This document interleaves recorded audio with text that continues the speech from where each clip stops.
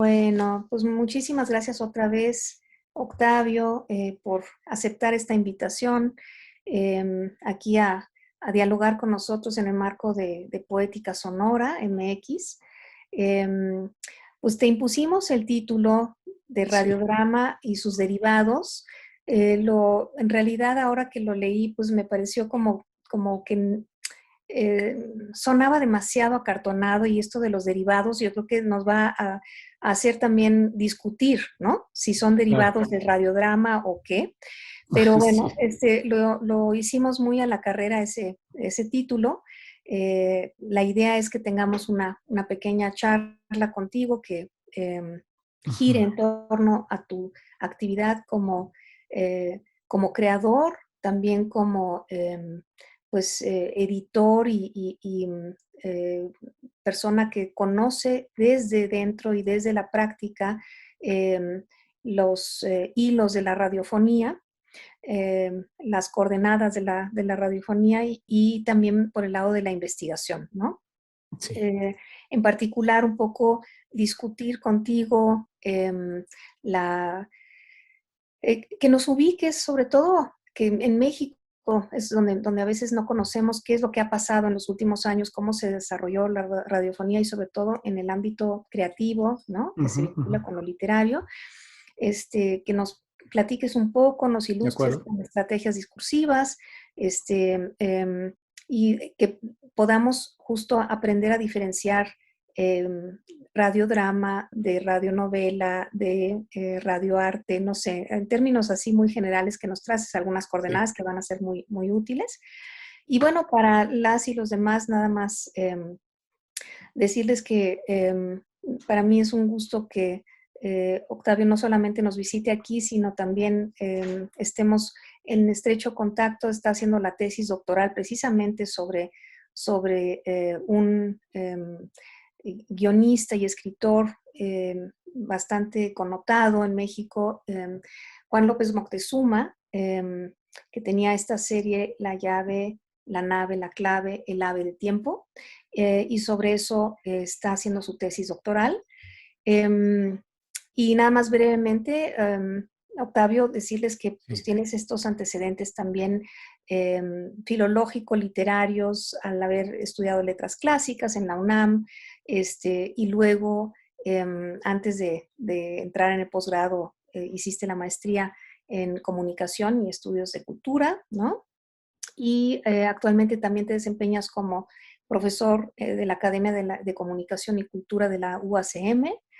Y como decía, pues te has dedicado también a hacer diseño sonoro, escena, cortometrajes, documentales, audiovisuales y materiales interactivos, también para Mm. museos y centros culturales, lo cual es súper interesante.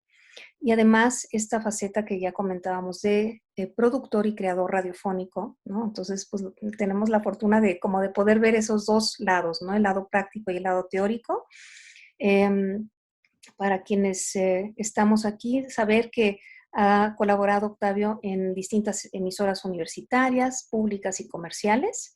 Algunas producciones suyas han sido premiadas en bienales internacionales de radio, por ejemplo, Vasos Comunicantes, Gotas de Plata, El cine en dosis homeopáticas, me encanta ese título. Sí, Carpe Noctem también me gusta muchísimo.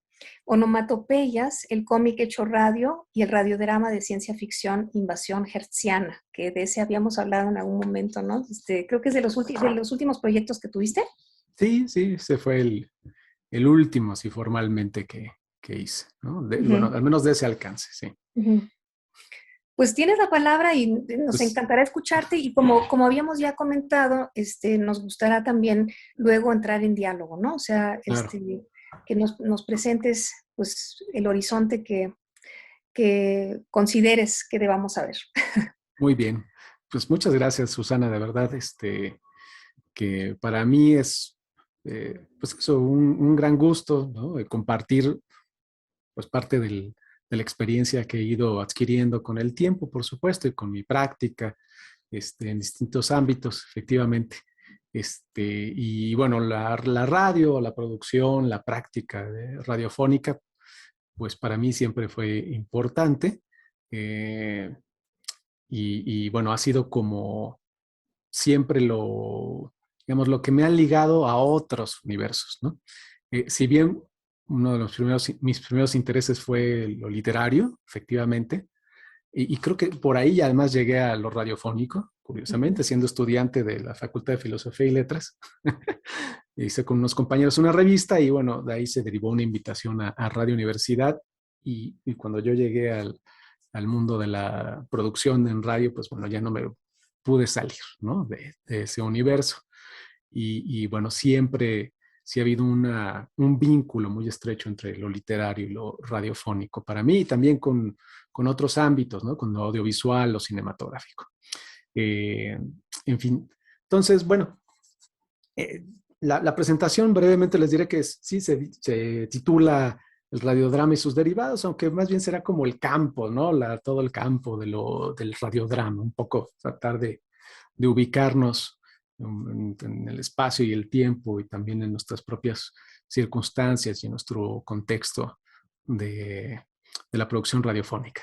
Entonces, bueno, pues hice una presentación, se las voy a compartir. Déjenme rápidamente ponerlo en modo presentación para que lo podamos ver. Es este.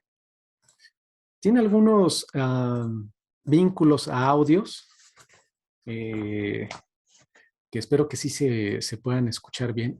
Creo que tendría que compartirlo permítanme un segundo. Lo voy a volver a abrir porque tienen que apretarse el botón de Share Sound Sí, o para sonido, compartir, exacto. ¿no? Para que se puedan eh, apreciar. Muy bien, bueno, pues esto es el título, básicamente. Entonces pasaremos a lo que sigue, ¿verdad? Un poco el punto de partida. Aquí lo que apunto es que hay un punto de partida triple, ¿no? Desde tres posiciones personales. Una, por supuesto, es, como decía Susana, la docencia. Yo soy profesor de licenciatura de la carrera de Comunicación y Cultura en la UACM y específicamente de un eje académico de esta licenciatura que se llama Práctica en Medios. Y ahí, desde que entré, y hace muchos años, bueno, pues he dado las materias de medio radiofónico y la radio medio de expresión. Son materias que de este eje que se configuran como materias teórico-prácticas, ¿sí? Entonces, y que están encadenadas. Entonces, son como una secuencia, estas dos materias. También doy las materias de medios audiovisuales, video experimental y seminarios, ¿no? De investigación y de titulación.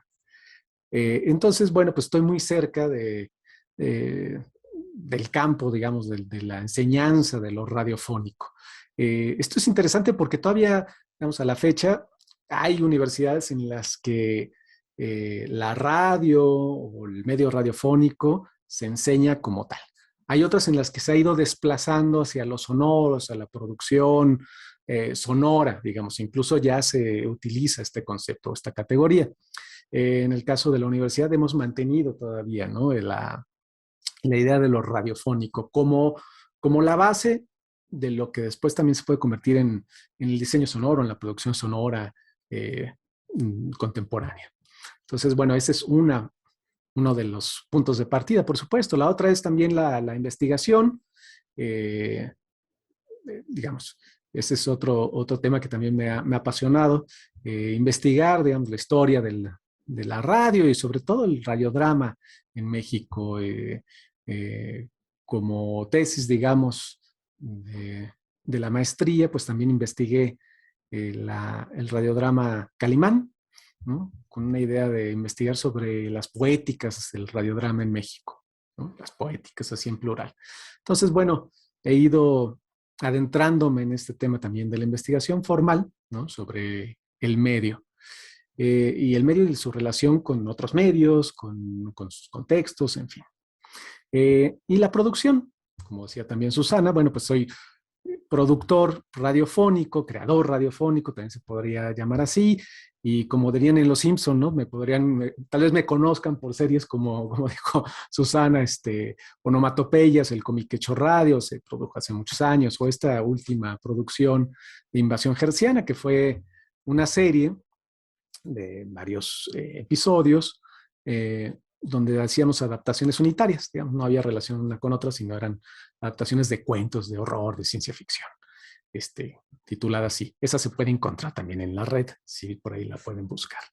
Entonces, y bueno, a la fecha todavía sigo haciendo ciertas producciones. Recientemente hice una colaboración con esta estación nueva, comunitaria, la primera estación comunitaria, feminista, por cierto, de Violeta Radio, con un proyecto que tengo ahí en la universidad, que se llama Semilla de Papel. Entonces, bueno, hice algunas producciones para esta estación. Entonces, bueno, ha sido larga, digamos, ¿no? Mi práctica o mi experiencia más bien en la práctica, en la producción radiofónica, y además he visto, digamos, los cambios vertiginosos que ha sufrido el medio, ¿no? He tenido la oportunidad de empezar todavía con un medio analógico, editando en cinta, y después pasar a las primeras ediciones digitales, que es ahora, digamos, no se entiende la producción en medios sin el software, ¿no? Sin las herramientas digitales. Bueno, me tocó vivir esa transición. También me tocó vivir la transición de la radio de señal abierta, la radio en línea, el podcast, y entonces he hecho un poco de todo, he tenido experiencia en todos esos ámbitos. Entonces, bueno, ese es el punto de partida. Y la otra es la idea que en el arte radiofónico, así como en mi propia experiencia hay un vínculo con lo literario, pues también en el caso del radiodrama, por supuesto, y del arte radiofónico en general, eh, hay un vínculo estrecho con la experiencia literaria. Desde un principio, pues, de la radiofonía, hay la intervención, hay el interés por distintos grupos artísticos de experimentar, ¿sí? Con este nuevo dispositivo, con este nuevo medio que surge. Y son, de hecho, los primeros que ven, digamos, que se pueden hacer otro tipo de creaciones, otro tipo de acercamientos de experimentación con la comunicación radiofónica. Es más, digamos, la idea de comunicación radiofónica surge mucho tiempo después. Primero, lo que hay, digamos, como nombre o como título de esta experiencia de transmitir sonido inalámbrico, pues era así, telefonía sin hilos, curiosamente, ¿no? Ese es el nombre con el que se conocía esta experiencia desarrollada por Marconi, por ejemplo, ¿no? La telefonía sin hilos, se entendía así. Después ya viene el concepto de lo radiofónico, pero lo curioso es que desde un inicio, varios grupos artísticos, sobre todo los grupos de vanguardia, eh, adoptan, sueñan con las posibilidades de lo radiofónico, de un nuevo arte a partir de los sonidos, de incorporar esta idea, este imaginario de lo tecnológico en su creación artística. Entonces, les voy a platicar un poco estos antecedentes porque eso va configurando la poética, ¿sí?, de lo radiofónico, precisamente. Y esto influirá también en las posibilidades del radiodrama. Son años, digamos, en pocos años, así como el cine se va desarrollando en pocos años, en 3 décadas empieza a fijar sus códigos de comunicación. En la radiofonía también. Y así como en el cine también, las vanguardias tienen interés por experimentarlo, por ir adoptándolo, explorando, ¿no?, el lenguaje cinematográfico, pues también en el caso de la radiofonía, también las vanguardias la adoptan y exploran. Hay 2 casos emblemáticos en este sentido. En el ámbito europeo, el futurismo, por un lado, en el ámbito latinoamericano y en México, más puntualmente, el estridentismo. Entonces, son 2 movimientos. Primero surge, por supuesto, y en 1909, ¿no? O sea, en los albores del siglo XX, el futurismo es una de las primeras vanguardias artísticas que se presentan, junto con el cubismo y alguna otra. Pues hace como una apropiación, digamos, de la idea de lo sonoro y después de lo radiofónico.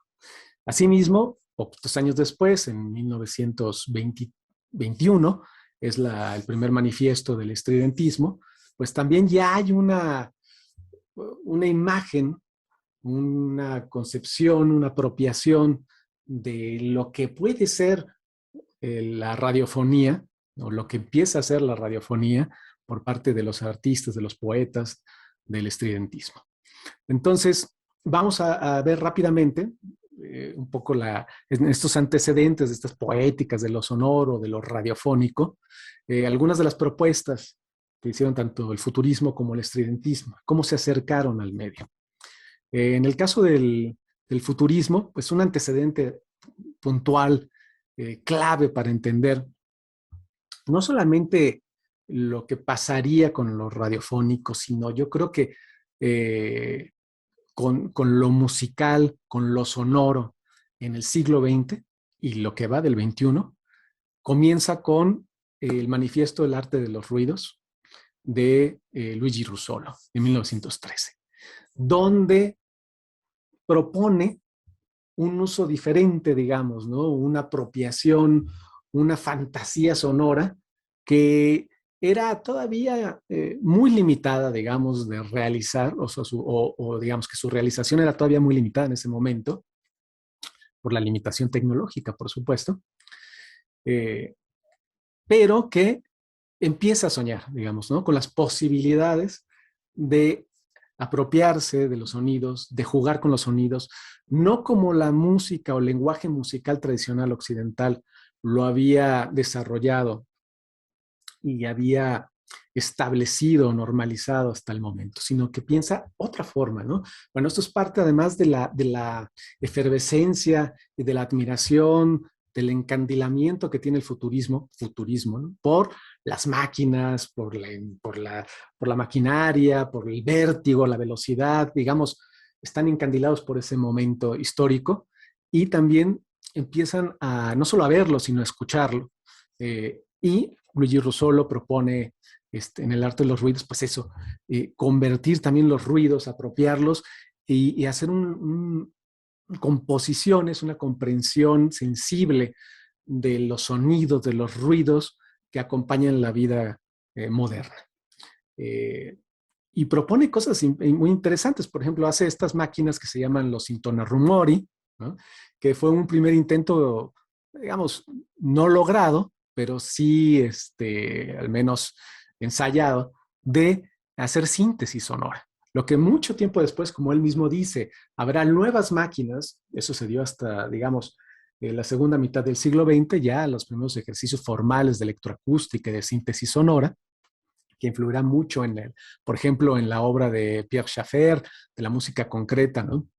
Eh, y posteriormente en la música industrial, en lo que se llamará después el noise, o actualmente, ¿no? También hay expresiones de esto. Incluso, bueno, llega su influencia o su estela, es tal que hay un grupo en los años 80 que se volvió muy popular, que también tenía adoptó como nombre el título del manifiesto, The Art of Noise, ¿no? El arte de los ruidos. Entonces, bueno, es muy importante la influencia de Russolo en ese sentido. Él era pintor, pero también un pintor futurista, y se dedicó a hacer estas experimentaciones sonoras, que además, bueno, ahora ya serían consideradas, pues es una instalación sonora realmente, ¿no? Lo que practicó, lo que desarrolló y creó Luigi Russolo. Ese es un momento importante.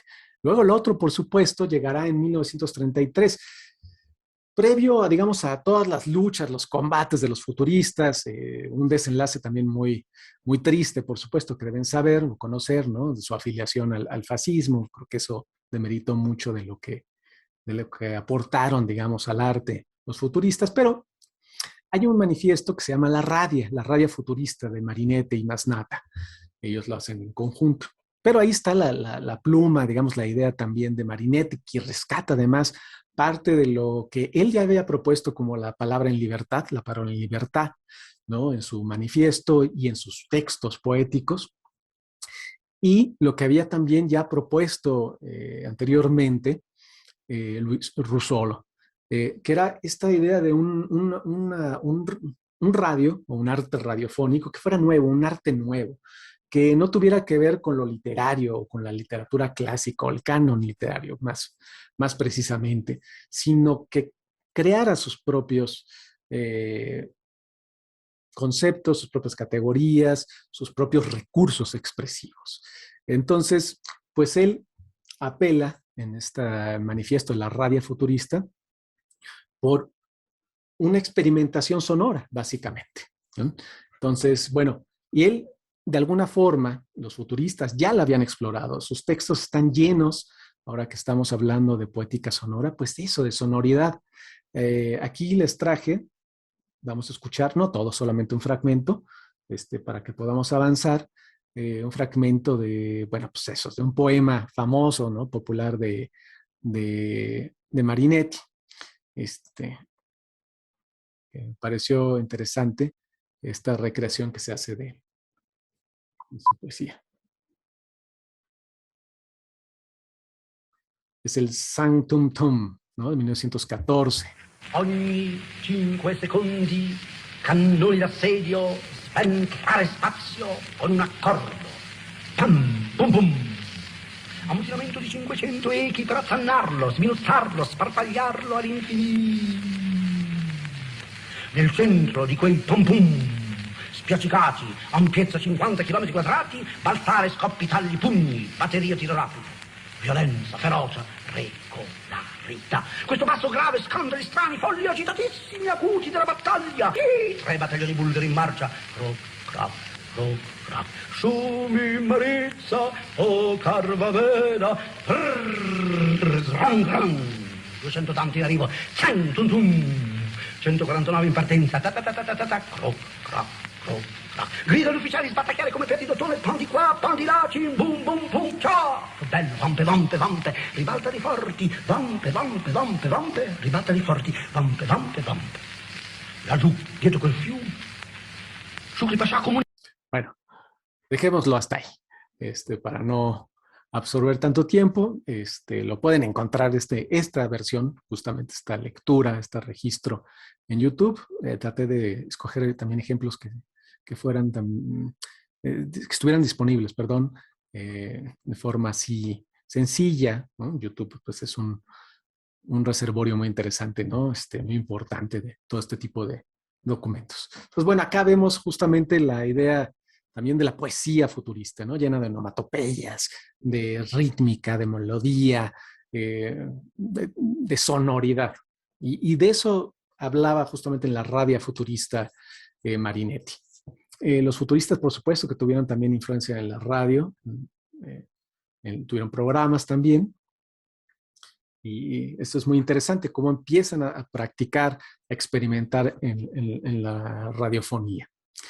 Por otro lado, como les decía, en estos antecedentes está la inauguración de la radiofonía en México. Y una de las primeras lecturas, perdón, no de las primeras, la primera lectura que se hace, por ejemplo, en el Universal, en la estación Universal, en 1923, la Universal, la Casa de la Radio, es el poema TSH, Telefonía sin hilos, precisamente de Manuel Maples Arce. El estridentismo acompaña la inauguración de la radiofonía en México. Y se hace una lectura de este poema y de otros poemas, de otros textos también del estridentismo. Así es como se inaugura, ¿no? Esto es muy interesante. Y además hay un ejemplo, digamos, de estas fantasías radiofónicas, ¿no? Antes incluso de que lo radiofónico se desarrollara, madurara, pues. Un ejemplo de estas fantasías radiofónicas, pues es el poemario radio, poema inalámbrico en 13 mensajes, de Quintanilla. Que, bueno, pues Quintanilla fue el seudónimo, ¿no? Es una conversión ahí fonética justamente de Luis Quintanilla, otro de los poetas estridentistas.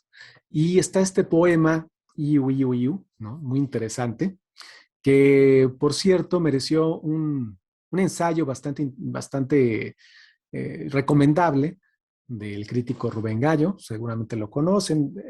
Recientemente, bueno, se publicó, él lo publicó aparte, pero después se compiló en un libro que se llama Máquinas de Vanguardia, ¿no?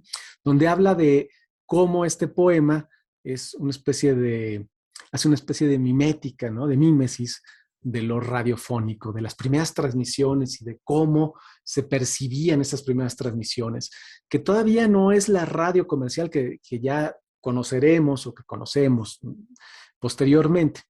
Es una radio todavía experimental, es una radio amateur donde había muchos, muchos aficionados, ¿no? Lo que se llamaba radioaficionados, justamente durante las 2 primeras décadas del siglo XX.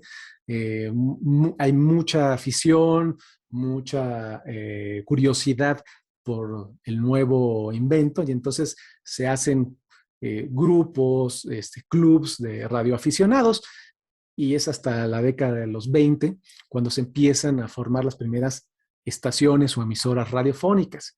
Y entonces, bueno, en esas transmisiones es donde se sitúa esta literatura, esta forma poética de Quintanilla, del poema Iu Iu, de este poemario de radio, ¿no? Que además ya lleva el título, ¿no? Lleva el título radiofónico. Entonces es interesante porque pues es muy adelantado en realidad, ¿no? Coincide mucho con lo que también estaban explorando, por supuesto, los futuristas, tal vez también con los ultraístas españoles, ¿verdad? Entonces ahí está la raíz, como les comentaba, literaria artística, porque al igual que los futuristas, los estridentistas, pues digamos, es un movimiento multidisciplinario, ahora lo podríamos entender o explicar de esa manera, o sea, están poetas o literatos, hay músicos, hay escultores, pintores. Entonces, es un grupo artístico que se reúne a explorar, a admirar, digamos, todos los avances también de la tecnología, de lo citarino, de lo urbano, de la velocidad, del ruido. Todo esto está presente en la obra de los estridentistas. Aquí hay un pedazo también, un fragmento, vamos a escuchar, de una adaptación que se hizo hace algunos años por parte de un grupo, una especie de, ahorita se me olvidó el nombre precisamente, pero fue un laboratorio de experimentación intermedial de la Politécnica de Valencia, y produjeron varias adaptaciones de textos de la vanguardia y se llama Ruidos y susurros de las vanguardias y ahí hay esta adaptación del poema Iu. Iu. Iu. Iu. Iu. Iu.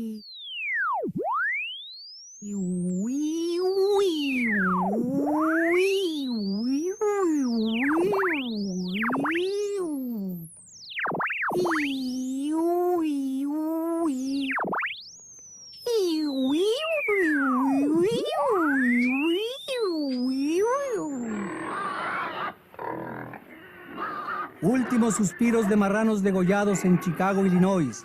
Estruendo de las caídas del Niágara en la frontera de Canadá. Chrysler, D'Annunzio, France, etc.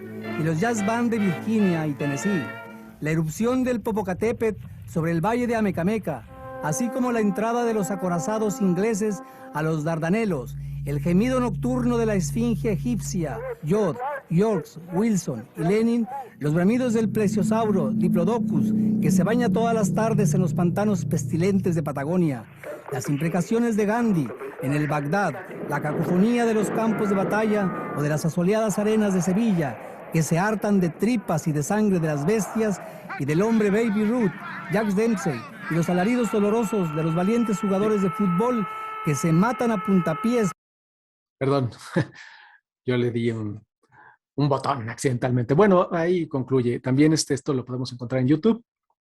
Entonces, bueno, acá podemos apreciar muy bien cuál es la intención estética de Quintanilla y de la propuesta estridentista. Y hubo un episodio más de lo radiofónico de los estridentistas que es destacado. Fue el proyecto Troca el Poderoso de Germán Listarzurvide.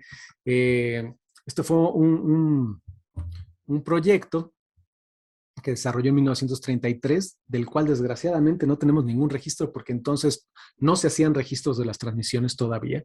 No había la tecnología y mucho menos después la cultura del acervo sonoro, ¿no? Pues, como sabrán, la fonoteca en realidad en México tiene muy poco tiempo de vida y las fonotecas de las estaciones de radio, pues yo creo que empezaron a albergar sus registros pro, propiamente a partir de los años 70, por ahí, ¿no? O sea, antes de eso sobreviven pocas cosas, ¿no? Y una de las pocas cosas que, bueno, las muchas, perdón, cosas que no sobrevivieron fue el proyecto Troca el Poderoso, que desarrolló Germán Listarzurvide para la Secretaría de Educación, para la estación de la Secretaría de Educación, lo que después también sería Radio Educación.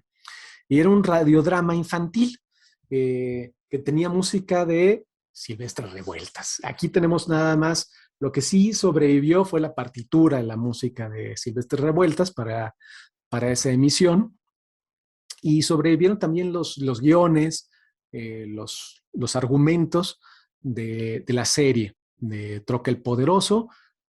Son difíciles de conseguir, pero bueno, por ahí por internet se pueden adquirir algunos o ver, digamos, ¿no? Hay registro de esto. Pero bueno, son de estas cosas de la arqueología de los medios. A esto sonaba Troca el Poderoso, que era un robot, por cierto.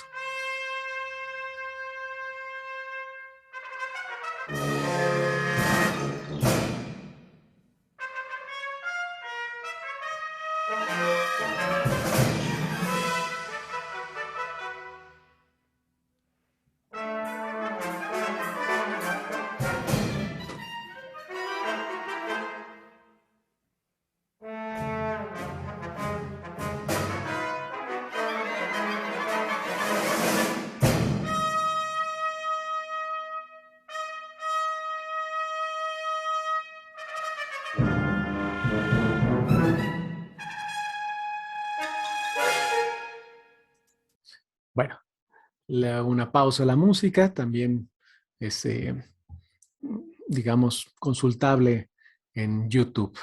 Es interesante todo lo del movimiento estridentista, como saben, nada más su revista, ¿no? Su bastión era irradiador, en su gráfica es común la referencia a las antenas, a las ondas, ¿no? Hertzianas, en fin, había una gran obsesión, admiración, ¿no? Por lo radiofónico, lo que todo lo que provocara estridencia, ¿no? Entonces, es interesante revisar ese movimiento y los vínculos con lo radiofónico, cómo se fueron dando. Esto es un antecedente importante. Y luego hay otro, también yo creo que muy destacado, que me quería compartirles, que es este experimento realizado por Walter Ruttmann en 1929, se lo encargan en 1928, fue una comisión que le hizo la radio de Berlín a Walter Ruttmann, un artista, cineasta alemán. Él había hecho ya en 1927 una película que es clave también en el cine experimental, que se llama Berlín, Sinfonía de una Ciudad, en la que pone en práctica o pone en escena, digamos, algunas de las premisas de Dziga Vertov del ojo cámara, ¿no? Y acá, en este ejercicio, que fue hecho por una comisionado por una estación de Berlín, y ahorita regreso con esta idea de los campos, digamos, mediáticos, pues hace un experimento muy interesante, hace un film sonoro, propone hacer un film sonoro. Para eso se echa mano, digamos, de las primeras tecnologías de registro sonoro que habían, ¿no? Y esto que ven aquí, en la imagen de fondo, se llama Tri-Ergon. Era uno de los primeros dispositivos para hacer registros simultáneamente, por cierto, de cine y sonido. ¿sí? De imagen y sonido. Pero Walter Ruttmann lo que hace es solamente la grabación del sonido y hace este experimento que se llama Weekend. En alemán no me acuerdo cómo se pronuncia exactamente, ¿verdad? Mejor nos quedamos con la versión en inglés. Fin de semana. Wochenende. Se llama Wochenende. Exactamente. Qué bueno. Gracias, Susana, porque yo de alemán no pronuncio nada.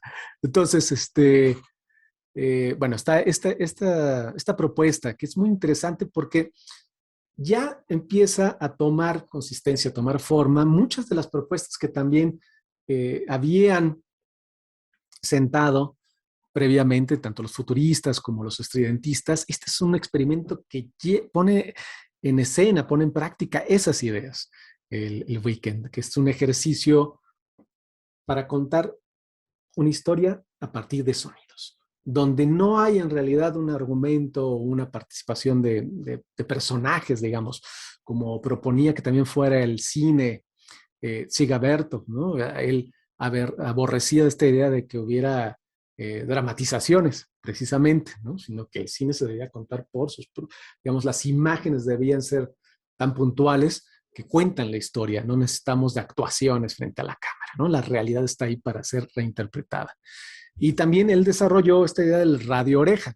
Entonces, esto es lo que podemos escuchar en estas recreaciones que se han hecho del experimento de Walter Ruttmann, donde hay en realidad sí es una dramatización, o ahora lo que acompañaría algunos de los radiodramas contemporáneos o los radiodramas en algún momento, que es cómo hay una especie de movimiento sonoro, de capas sonoras, de planos sonoros que están ahí en juego, ¿no?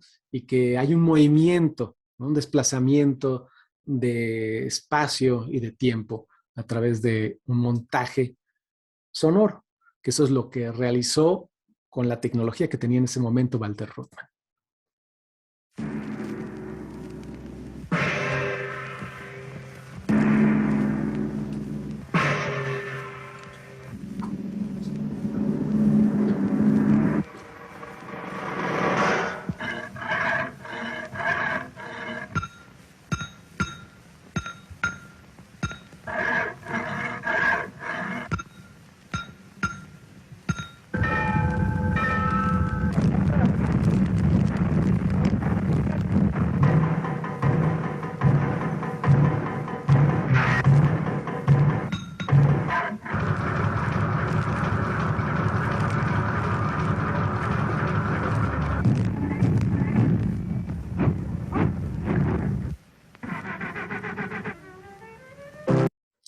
Muy bien. Bueno, estamos escuchando fragmentos apenas, ¿no? De las obras. Les recomiendo, si tienen tiempo y disposición, pues ir a buscarlas. Si quieren, también al rato podemos hacer un playlist, eso también se puede hacer.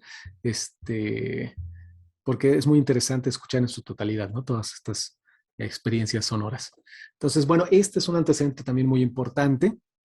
Les decía que aquí habría que poner también como atención en cómo se da, digamos, quién patrocina o quién auspicia de alguna manera esta pieza que se llama Weekend de Walter Ruttmann, porque es una radio que ese tipo de posibilidad se va a dar mucho en la radio europea y también en la radio latinoamericana y especialmente en la radio mexicana, ¿no? Los modelos, en los tipos son los modelos radiofónicos. No todo es radio comercial.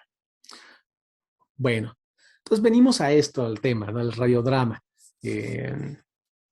Tuve que dar como esta vuelta, esos antecedentes me parecieron importantes para saber cómo a partir de los años 30 se empieza ya a configurar un movimiento importante en distintas partes del mundo de producción, primero de radioteatros, ¿sí? Yo entiendo, y esto es algo que habría que puntualizar primero, que el radiodrama, digamos, es bajo lo que digamos, lo que cobija todos los términos posibles, ¿no? Todas sus derivaciones en ese sentido, como dice un poco el título. Es decir, el radiodrama es en general, digamos, la dramatización, la idea de drama, pues viene de drau, ¿no? Del griego drau, que es hacer, y ma, que es como el resultado de hacer, es decir, la acción, todo lo que se mueve en el radio, que tiene esta posibilidad de movimiento en tiempo y espacio, en el radio, en lo radiofónico, que cuenta una historia, un relato específicamente. Entonces, bueno, hay distintos géneros o distintas variedad, ¿no? Una variedad más bien de todo el radiodrama. Por un lado está el radioteatro, fue lo primerito que se hizo, ¿no? El radioteatro en la radio, en las distintas radios. Ahorita les platicaré un poco de esto. Y bueno, hay distintas formas de nombrarlo. En estas variedades, pues se le conoce como radioteatro, como, no sé si pronunció bien, Hörspiel, ¿no? En Alemania, que la etimología es muy interesante también. El Hör es escuchar, la escucha, ¿verdad? Susana y Spiel, entiendo que es como juego, es como una especie de radio play, ¿no? Una cosa así. Entonces, esta composición del Hörspiel en alemán, pues también pareció muy peculiar y cómo se entiende, ¿no? La realización y la escucha también de los radiodramas. El soap opera en Estados Unidos, asociado ya, por ejemplo, cuando se habla del soap, del jabón, ¿no? Las obras de jabón, esta idea del patrocinio de marcas, ¿no? En la radio comercial, que también se dio en México, por supuesto. Theater of the Mind fue otro de los apelativos también para entender el radiodrama o la radionovela acá en México, en Latinoamérica. A lo mejor a alguien, si le dices radiodrama, digamos, a alguien de la calle, quiero decir, pues como que no te puede captar mucho, pero si le dices radionovela, inmediatamente sabe de qué estamos hablando. Creo que ahí sí ya hay un campo, un código compartido. Entonces, así se fue desarrollando, digamos, entendiendo, presentando en distintos ámbitos, principalmente los que podemos comparar, bueno, pues es el ámbito europeo, el ámbito norteamericano y el latinoamericano y más precisamente el mexicano. Y dentro de digamos, de estas modalidades del radiodrama, pues encontraremos esta diversidad, ¿no? Como propongo, genérica. Es decir, está por un lado el radioteatro, la radionovela, el sketch radiofónico, el cuento y la radio infantil. Entonces, cada uno tiene sus peculiaridades, sus características. Y esto es importante como identificarlo, porque si no, se pueden confundir y sí hay diferencias entre unos y otros. Como les decía, el radioteatro es lo primero que aparece, son los primeros ejercicios que podemos escuchar de dramatizaciones en radio.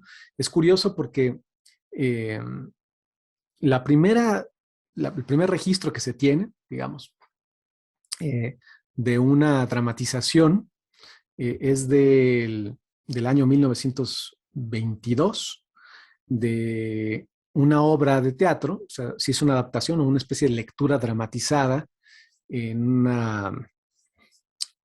una emisión de la Marconi Company, de la obra Cyrano de Bergerac, de Rostand. Ese es uno de los primeros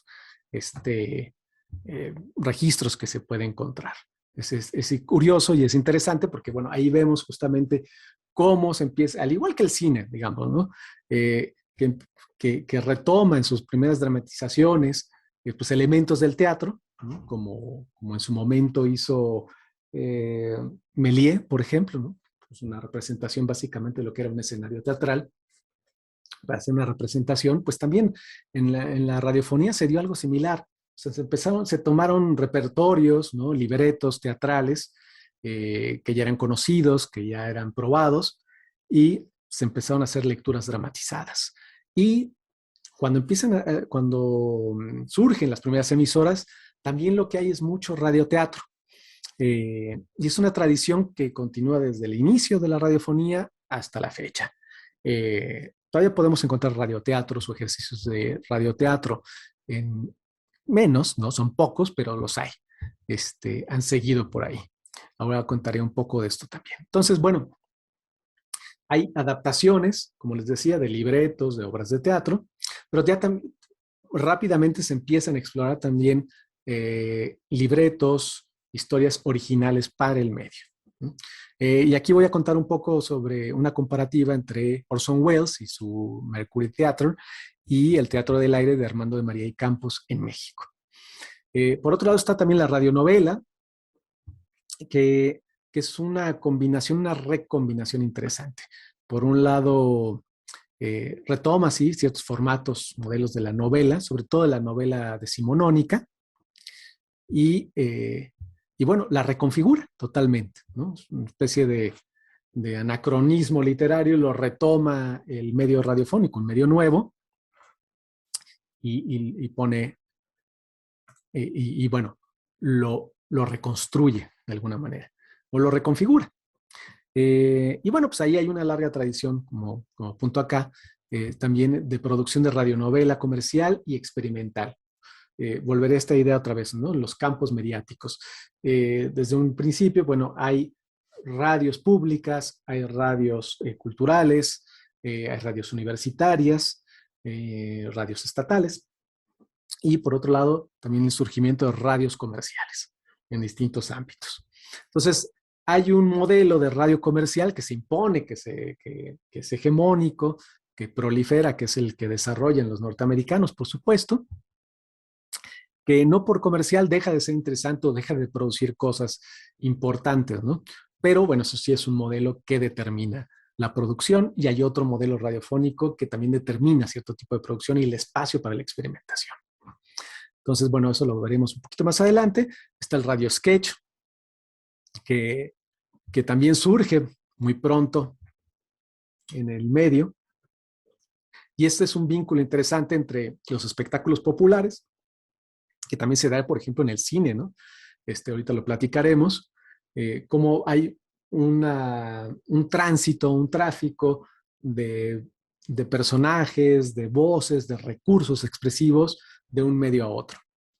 Así como le pasa al cine, pues también en el radio hay un tránsito, ¿no? Un tráfico de la carpa del espectáculo popular al radiofónico y muchos de sus recursos que después quedan en el spot publicitario. Está el radiocuento, que al contrario de la radionovela, pues presenta historias unitarias, digamos, que empiezan y finalizan en una misma emisión, que no son seriadas en ese sentido como la radionovela, y que abordan un universo tremendo, ¿no? De tremenda variedad temática y también de géneros literarios. Y por otro lado, hay un espacio que yo separo, ¿sí? O una categoría que yo pongo por separado, que es la radio infantil. No porque no haga novela o radiocuento o sketch, ¿no? O radioteatro también, sino porque sí empieza a desarrollar un universo propio y muy, pues, muy peculiar. Tiene sus propias características narrativas, sobre todo por el público al que se dirige. Así como ahora se habla, ¿no? Se empieza a investigar más de la literatura infantil y juvenil, creo que ya tiene un espacio también formal propio, ¿no? La investigación, pues también yo creo que en el ámbito radiofónico lo tiene. Entonces, bueno, pues veamos. Y empecemos con la idea del radioteatro. Esto es interesante, como les decía, hay un tráfico, digamos, de distintos medios, de distintas expresiones artísticas, y una de las primeras, pues, es las estaciones, las emisoras, llaman, digamos, a elencos, a grupos artísticos que ya tienen repertorio, y fue el caso, por ejemplo, del Mercury Theatre of the Air, que era el proyecto, bueno, el grupo, la compañía, perdón, teatral, que tenía Orson Welles, un muy joven Orson Welles que desde muy joven, ¿no? Pues fue un tipo excepcional. O sea, empezó a hacer, digamos, sus obras que tuvieron reconocimiento a los 20 años. O sea, eso es impresionante. Hizo adaptaciones de Macbeth, digo, de Shakespeare, ¿no? Es un Macbeth afroamericano, ¿no? Por el que tomó mucha notoriedad. y la CBS lo integra rápidamente también digamos, a su programación.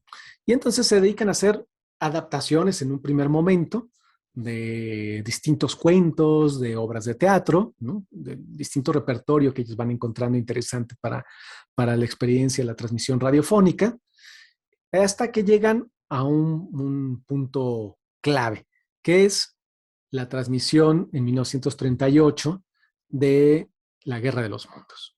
Que esta es una adaptación de la película de H.G. Wells, La Guerra de los Mundos, que cuenta, pues, es una invasión marciana, ¿no? Es una de las primeras obras de ciencia ficción muy interesantes. Entonces, lo que hace acá como adaptación, lo que es destacable, digamos, de la adaptación, no es que hicieran simplemente una versión literal, ¿no? De la novela de H.G. Wells, sino la forma en la que la adaptaron al medio propiamente. Es decir, convirtieron una novela en una especie de boletín, ¿no? En una especie de representación de apócrifo, ¿no? De un noticiero apócrifo al aire. Y entonces lograron captar la atención de la audiencia y no sé si sepan la historia, pero bueno, pues causó pánico. Estos fueron los primeros, digamos, fenómenos, ahí sí, de pánico en la radio, ¿no? De pánico, de esta sensación del miedo, ¿no? Que provocó, del desconcierto que provocó esa transmisión de Orson Welles y su compañía.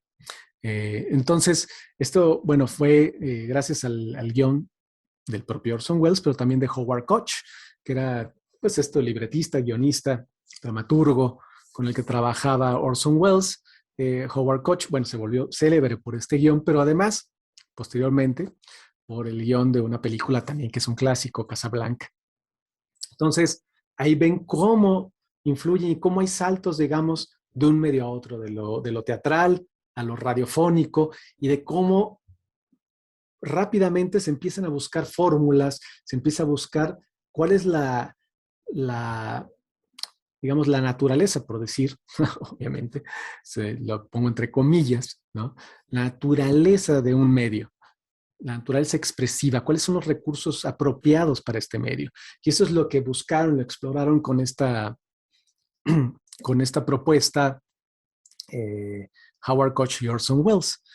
Aquí tengo un fragmento de la emisión de La Guerra de los Mundos, que empieza como un programa normal, o sea, una emisión semanal del Mercury Theatre, y de repente se vuelve una emisión de noticias, ¿no? De boletines informativos que avisan que cayó un objeto extraño cerca ahí de New Jersey y que de repente salen unos seres, y entonces empiezan a hacer una descripción en vivo de lo que supuestamente está pasando en ese espacio, y eso es lo que volvió loca a la población. No habían, digamos, sucedido algo antes así, ¿no? Y a partir de esto, curiosamente también, empiezan los estudios de comunicación formalmente, porque se reúnen grupos interdisciplinarios o multidisciplinarios, desde la psicología, la sociología, desde distintos ámbitos, a estudiar qué pasó, ¿no? ¿Por qué cayó en pánico la población? ¿Qué es lo que está sucediendo, ¿no? con los medios y la importancia de los medios? The Columbia Broadcasting System and its affiliated stations present Orson Welles and the Mercury Theater on the Air in The War of the Worlds by H.G. Wells. Como escuchan, empieza como una transmisión normal, avisa que es una versión de La Guerra de los Mundos. Lo que pasa es que aquí hay un fenómeno interesante. La gente pues va sintonizando poco a poco el radio, no todo el mundo lo sintoniza desde el inicio, como actualmente sucede, digamos, en las transmisiones al aire. Y entonces, bueno, pues quienes lo sintonizaron en el momento en que estaba la dramatización, no sabían si era un cuento o si era la realidad. Greater than man's, and yet as mortal as his own. We know now that as human beings busied themselves about their various concerns, they were scrutinized and studied, perhaps almost as narrowly as a man with a microscope might scrutinize the transient creatures that Este es el inicio con la voz inconfundible de Orson Welles. Y después, bueno, hay una progresión dramática justamente de la historia. Lo voy a adelantar tantito para que escuchen algunos momentos en donde, bueno, se describe, ¿no?, la acción, la salida de las criaturas, estas marcianas, ¿no? Put on gas mask. Get ready to fire. Shift to 24 meters. 24 meters. Projection 24 degrees. 24 degrees. Fire.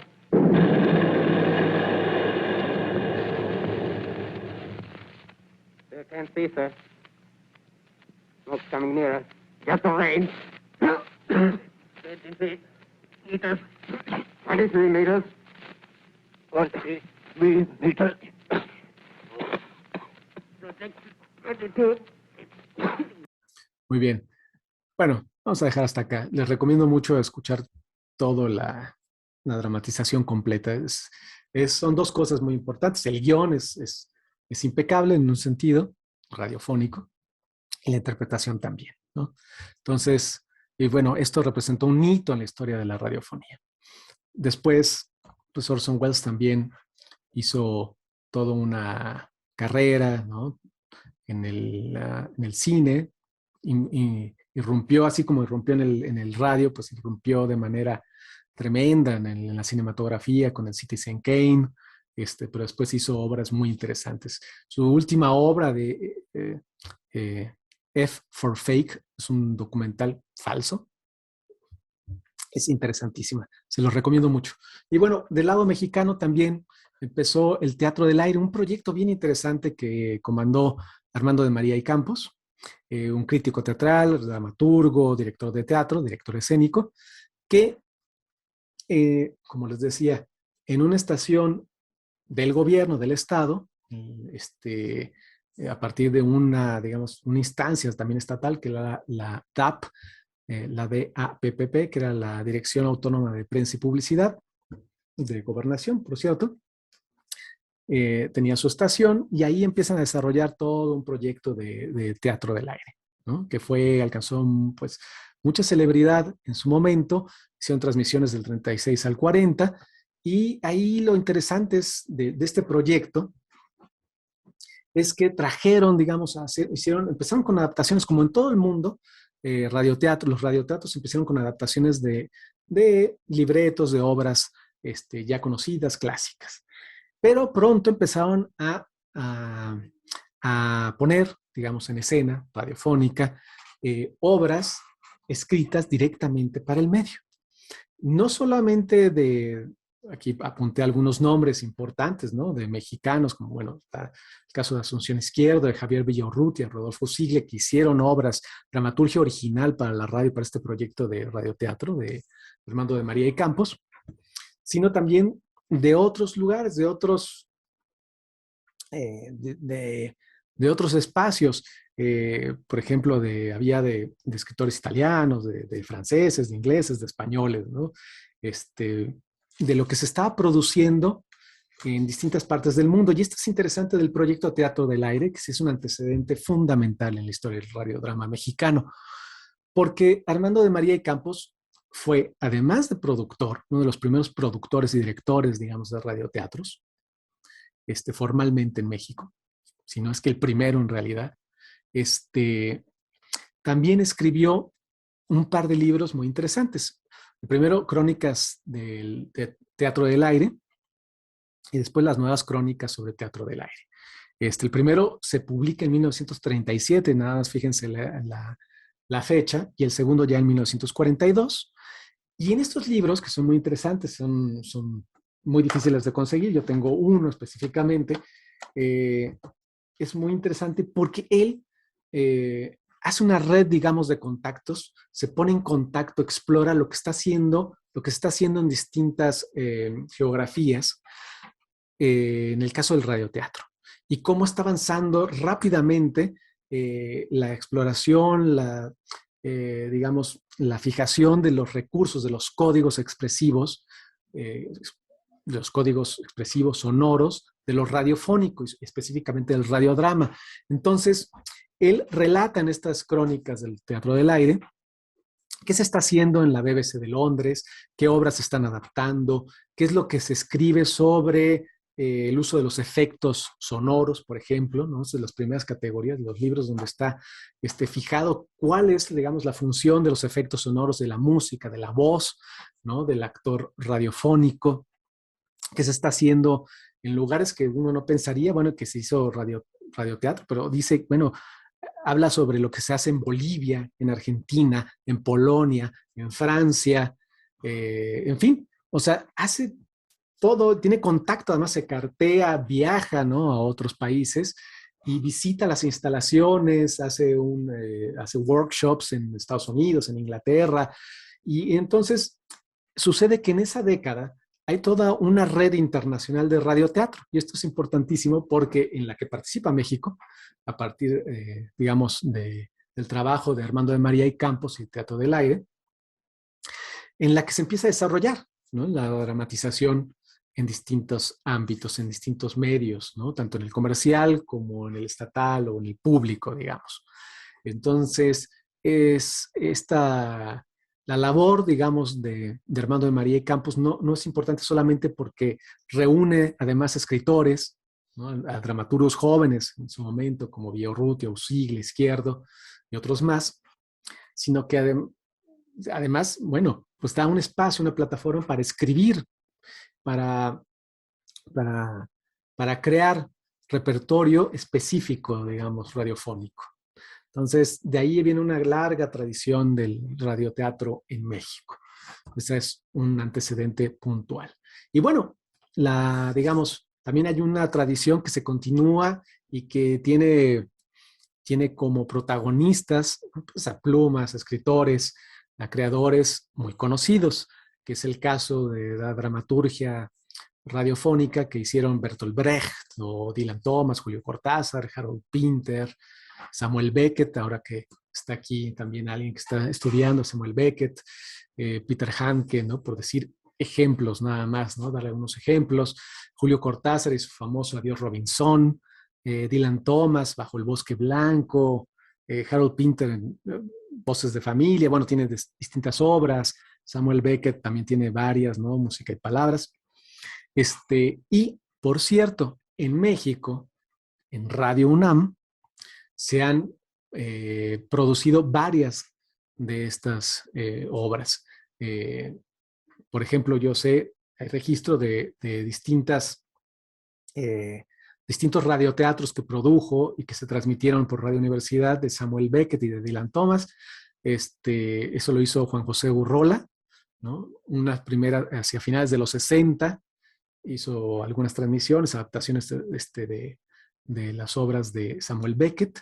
Después volvió a montar hacia inicios del 2000 la de Música, Palabras y Música y Palabras, ¿verdad? Es así el título. Y también de Dylan Thomas, Bajo el Bosque Blanco. Se montaron ahí como radioteatro. Es decir, una de las características del radioteatro, y no lo dije, respecto al cuento radiofónico, es que muchas veces hay una interpretación en vivo, ¿sí? del radioteatro. Y así es como se producían muchos de estos radioteatros, o sea, estaba el elenco en vivo haciendo la dramatización, las lecturas, algunos elementos todavía de escenarios, digamos, porque había espacios en muchas de estas emisoras para estas representaciones, o sea, pequeños salones, pequeños teatros, digamos, desde donde se transmitía. Y este es el caso también de Radio Universidad, donde está la sala Julián Carrillo, y bueno, pues ahí se produjeron y se transmitieron estas versiones de Gurrola. También, por ejemplo, Emiliano López Rascón hizo una versión de Voces de Familia, de Harold Pinter, que se transmitió en Radio Universidad, en el programa que yo producía. En fin, o sea, mucho de este repertorio también ha sido producido o adaptado, ¿no? Y transmitido en algunas ocasiones en el medio mexicano, específicamente en la radio universitaria, en Radio UNAM. Y bueno, está la radionovela. Como les decía, la radionovela también es un género, eso que, como les decía, rescata este anacronismo de la novela de folletín, digamos, el modelo literario, ¿no? Es decir, la idea de una historia que se va desarrollando por entregas, que esa es una de las características de la novela de folletín. Entonces, bueno, lo retoma y pues se crean muchísimas historias y hay melodramas de misterio, ciencia ficción, fantasía, aventura, romance, en fin, históricos. Hay cualquier tipo de novelización radiofónica posible. Una de las grandes producciones, bueno, digamos, uno de los centros de gran producción, pues por supuesto, fue la radio comercial norteamericana, y ahí se dieron también, pues, versiones de todo, digamos, surgieron personajes que a veces se adaptaban del cómic o a veces pasaban de lo radiofónico al cómic. Esto sucede allá en Estados Unidos, pero también en México. Ahorita les doy algunos ejemplos. Y después de lo radiofónico a lo cinematográfico. Aquí, pues pongo algunas de las series muy célebres, ¿no? Por ejemplo, este de Space Patrol, que era de ciencia ficción, o Perry Mason, tal vez le suene, ¿no? El nombre de este detective, abogado detective, una serie que ahora incluso tiene una versión, una serie televisiva, pues, ya por streaming, ¿no? Dick Tracy, también un personaje que era un cómic, que era una serie radiofónica, melodramas, ¿no? Estas soap óperas, como les decía, que se transmitían además como al mediodía, ¿no? Para las amas de casa en Estados Unidos. Personaje como Superman, que nace sí como un cómic, pero también tuvo una versión radiofónica, igual que Batman. Y el de Shadow, que también interpretaba Orson Welles, ¿no? Las aventuras de Shadow. Es un héroe radiofónico propiamente. Y en el caso de la radionovela mexicana, pues no hay, o sea, de la misma manera hay una gran variedad, digamos, de producciones. Se hicieron miles, miles, miles de producciones de radionovela en México. Igual, hay lo interesante del ámbito mexicano es que también, así como en el cine, empiezan a surgir por hibridación, digamos, géneros vernáculos. Bueno, también en el radiodrama, en la radionovela mexicana hay géneros vernáculos. O sea, por supuesto que está el género digamos, del héroe popular de rancho, digamos, ¿no? Es el radiodrama de rancho, así como hay el cine ranchero, digamos, la comedia ranchera, pues también está este héroe o esta épica de rancho, rural mexicana. Entonces, bueno, tenemos distintos ejemplos. Aquí puse algunos. Martín Corona fue una serie, una radionovela importante en la que actuó, por cierto, Pedro Infante. Y esto es interesante porque primero fue radionovela, luego fue película con el propio Pedro Infante y bueno, después otras versiones, ¿no? Que se hicieron ya en el cine. Chucho el Roto, ese es otro, ¿no? También interesante, otra radionovela popular mexicana que también primero fue radionovela, después se hizo, que por cierto es una adaptación, ¿no? De una novela del siglo XIX, de una leyenda pues, del siglo XIX, del Chucho el Roto. Se hace la radionovela, después, por cierto, en 2 veces se hizo la radionovela Chucho el Roto, una en los 40 y después en los 60 se volvió a hacer otra versión. La de los 60 fue tan popular que de ahí, casi con el mismo reparto, salta a la telenovela. Se hace una telenovela de Chucho el Roto. Entonces, bueno, se hicieron estos saltos entre los medios son importantes. Fue el caso también de los melodramas, ¿no? Por influencia, ahí sí, de la radionovela y de los escritores, los libretistas, guionistas cubanos. Por ejemplo, El Derecho de Nacer. Fue una radionovela muy popular, donde, bueno, pues ahí está la influencia de este escritor, Félix B. Cañet, ¿no? Cubano, que después hacen adaptaciones en México, en distintas partes de Latinoamérica. Hay una gran producción en Cuba que después llega también a México. y estos melodramas, este melodrama que después se exporta a la televisión o se adapta a la televisión, a la misma televisión mexicana, porque además pasa de la misma empresa, de unas XCW, a lo que después, mucho tiempo después, sería Televisa, pues, pero se hacen estas conversiones, ¿no? Por ejemplo, pues eso, justamente la primera telenovela que se transmitió en México fue una adaptación de Ángeles de la Calle, también escrita por Cañet, ¿no? Una telenovela que había sido muy popular. Pues toman el libreto, ya estaba hecho el libreto, incluso algunos del elenco también pasan a la telenovela, ¿no?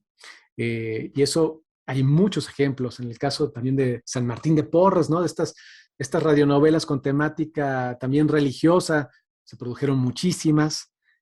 San Martín de Porres es otro ejemplo en el que primero está la radionovela, luego hay una serie de cómics también, ¿no? De libritos animados, de cómic, de historieta, perdón, y después también hay una telenovela. Y Anita de Montemar, pues fue también una así que causó gran sensación, una radionovela que fue muy seguida, que fue muy popular y que también tuvo su versión en cómic o en historieta. Llamaremos historieta porque es como se le llamó aquí en México, ¿no? Que en las ediciones José G. Cruz, bueno, que son importantísimas también en la historia de la historieta mexicana. Y bueno, están también los héroes, ¿no? Los héroes populares, estilo Calimán, de lo cual escucharemos un poquito más al rato, que también es una historia interesante porque hay esta transmedia, ¿no? Calimán empieza como una radionovela, se vuelve historieta y después pasa a la cinematografía. O sea, hay una transición entre medios también. Está también, como les había dicho, el sketch cómico y está tráfico también de personajes, de historias, de libretos, de un medio a otro, quiero decir, de la carpa, del espectáculo popular a lo radiofónico.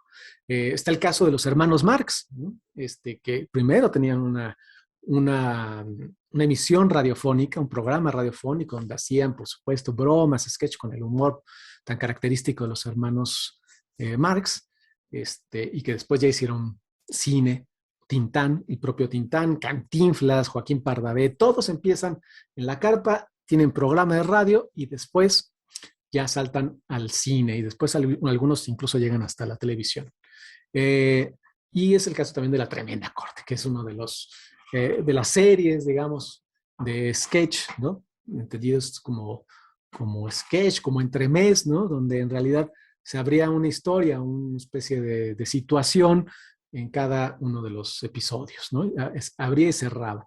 Entonces, de La Tremenda Corte, pues, se ha retransmitido durante décadas, ¿no? La radio mexicana, la pueden encontrar también fácilmente en internet, y es de un humor tremendo. O sea, no sé si hayan tenido oportunidad de escucharla, pero escúchenlo, es fabuloso, es una experiencia única.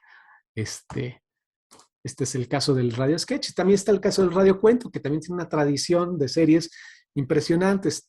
En Estados Unidos, por ejemplo, pues se abre a series emblemáticas como La Dimensión Desconocida o En el Sanctum, ¿no?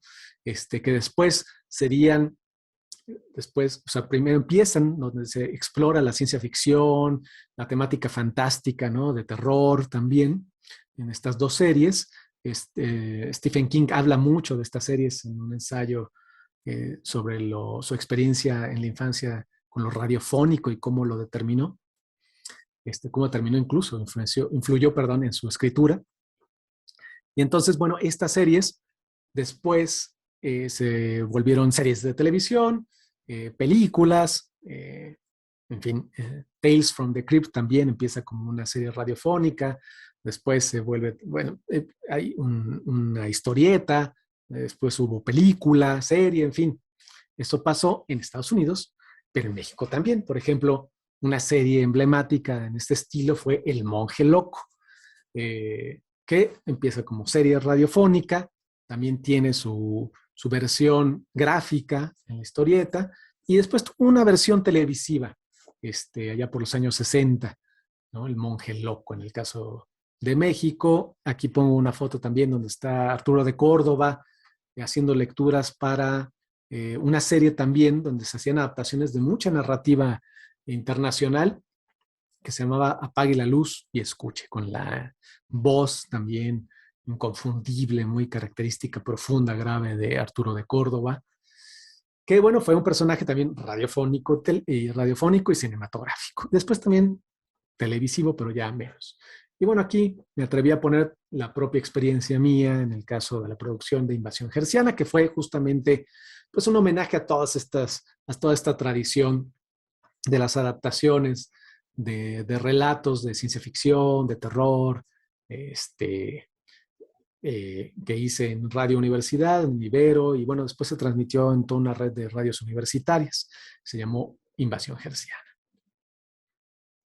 Y bueno, llegamos, no sé si ya se cansaron, pero bueno, ahí vamos, ya vamos hacia el tema de cómo podemos aprender, ¿sí? Aprender ahí con el H intermedia, lo que es el radiodrama, digamos, el fenómeno del radiodrama. Yo tengo una propuesta un poco de cómo desglosar y cómo acercarse al fenómeno del radiodrama específicamente. En la que propongo que, bueno, hay, digamos, estos 3 niveles de configuración expresiva, en los cuales podría identificar la dramaturgia, por un lado, la narratividad, ahorita explico qué quiero, a qué me refiero con eso, y el espacio sonoro, la construcción, la arquitectura, el diseño del espacio sonoro, por un lado. Pero que estos 3, digamos, niveles expresivos, estéticos, están atravesados permanentemente por todo un proceso de contingente de producción. Y esto es interesante recordar. Al igual que el cine,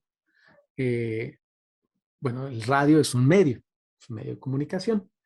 Y es un dispositivo también técnico, tecnológico, al igual que el cinematógrafo.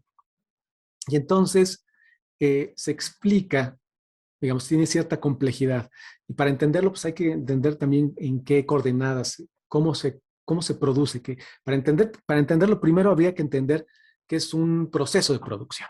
Eso es lo que quería decir, básicamente. Y que en todos los medios, pero específicamente en los medios de comunicaciones, pues en la radio, en el cine, en la televisión, el proceso de producción está atravesado por muchos imponderables, ¿no? O sea, hay es contingente, hay accidentes, ¿no? Todo el tiempo.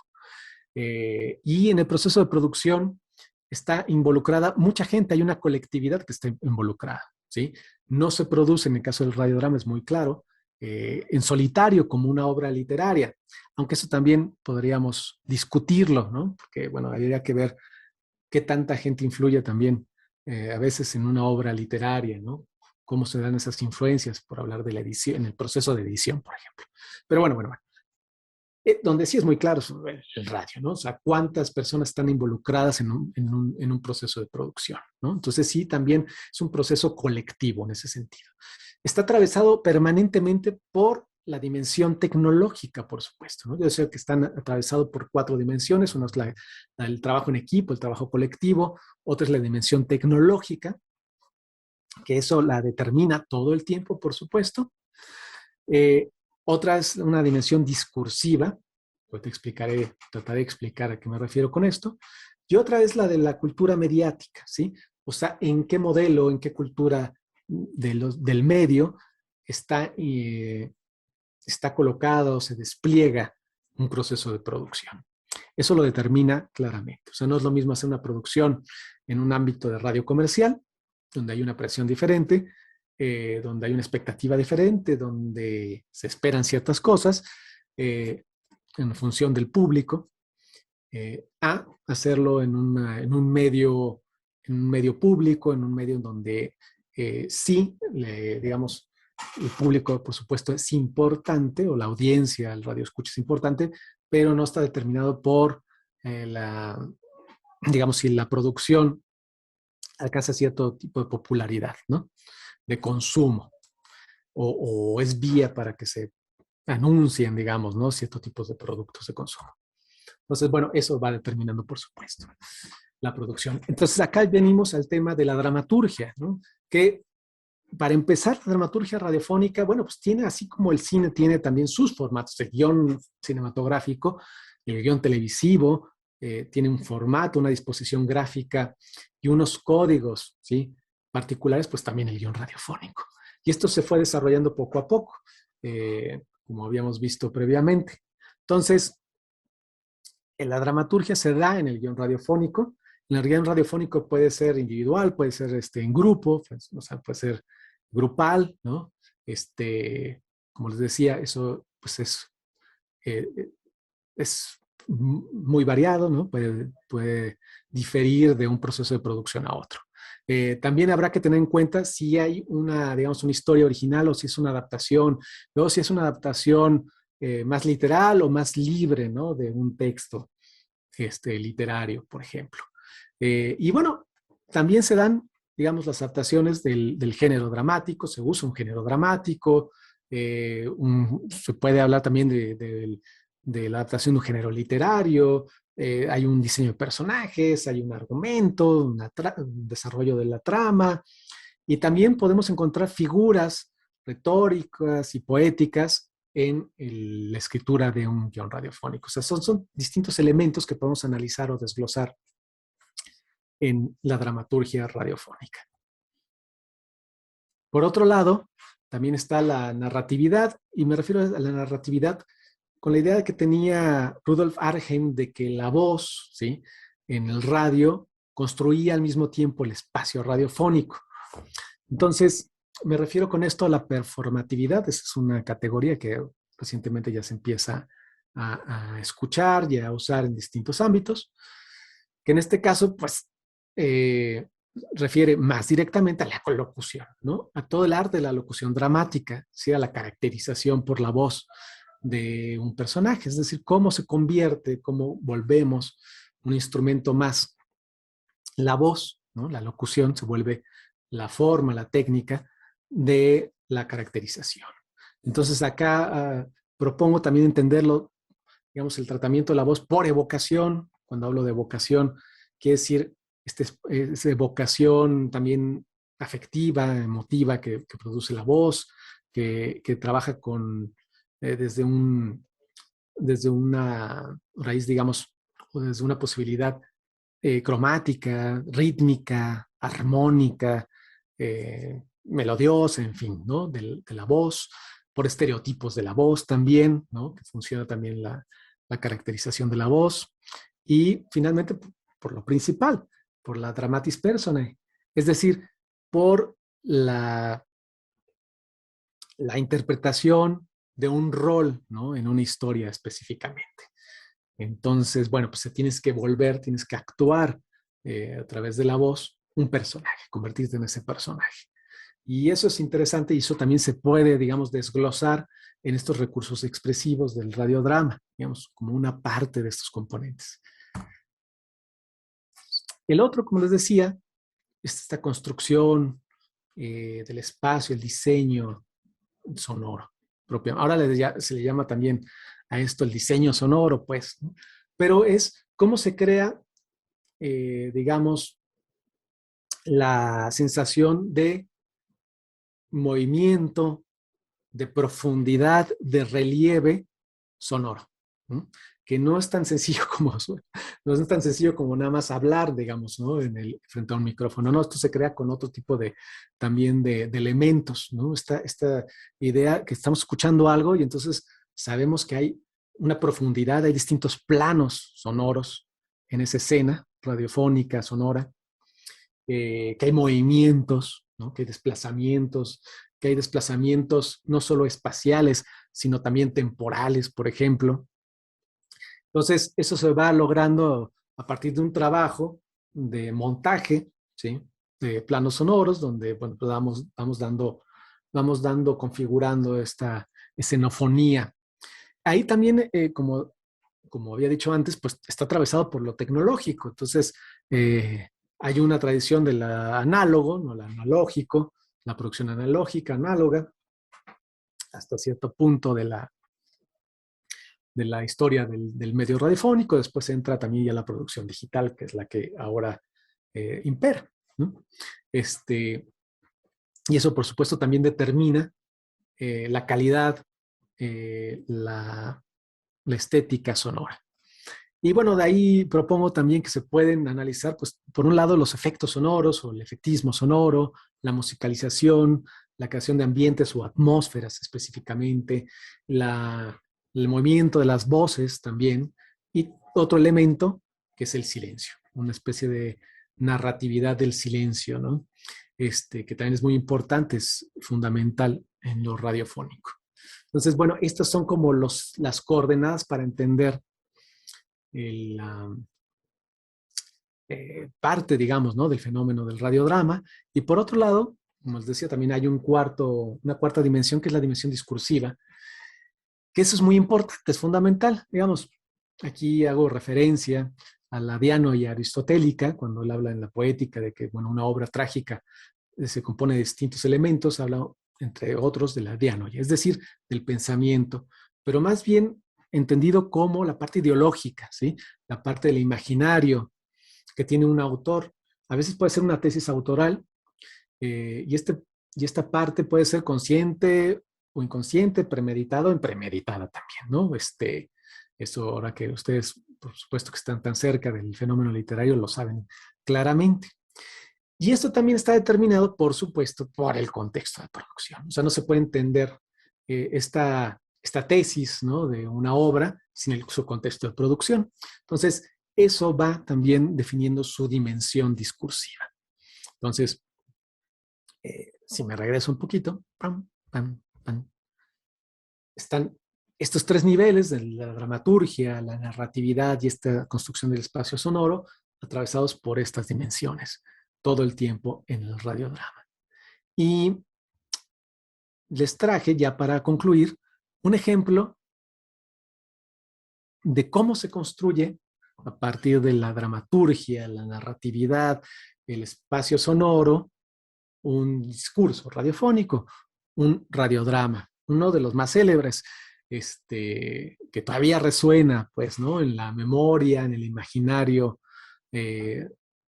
no solo de México, por cierto, también latinoamericano, porque esta es una historia que tuvo influencia, que penetración, digamos, en distintos países de Latinoamérica, Calimán, que ha tenido además distintas épocas. Pero escuchemos cómo se crean imágenes sonoras a partir de la voz, de cómo se configuró el texto, ¿no? que está interpretando el locutor, un narrador y después los personajes. Vamos a escuchar un par de minutos de esa experiencia que es Calimán.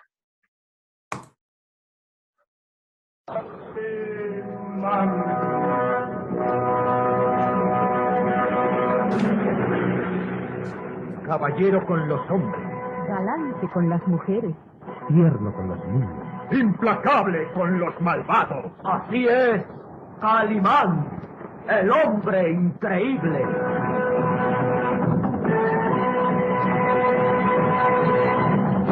En su nueva aventura, el Valle de los Vampiros.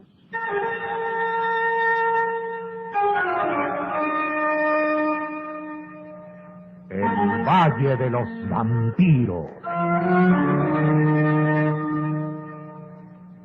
Interpretado estelarmente por la bella actriz del cine nacional, Carmelita González, Eduardo Arosamena, Luis de Alba, Ofelia de la Fuente, Ketty Valdés, y como narrador, Isidro Olace, e interpretando a Calimán, el propio Calimán, un libreto original de Víctor Fox.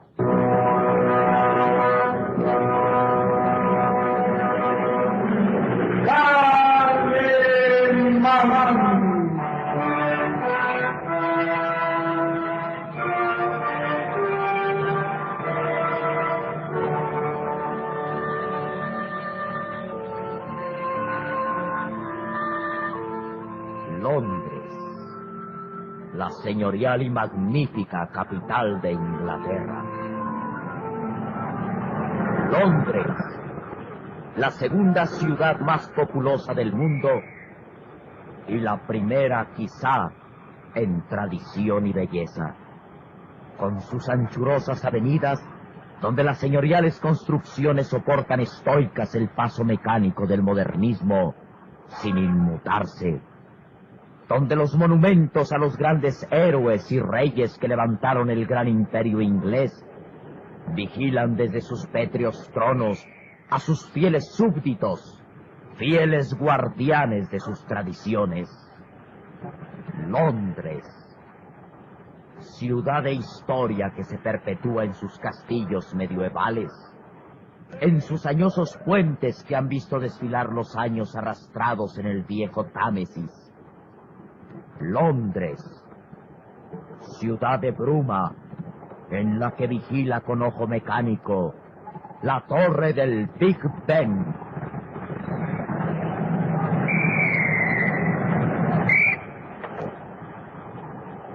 Londres, ciudad de contrastes, donde en sus calles enlosadas ruge el potente auto de carreras, mientras que en el Támesis se arrastra perezosa la barcaza carbonera, donde el turista detiene su paso titubeante y prepara el lente de su cámara para imprimir la estampa del cambio de guardia en el Palacio de Buckingham.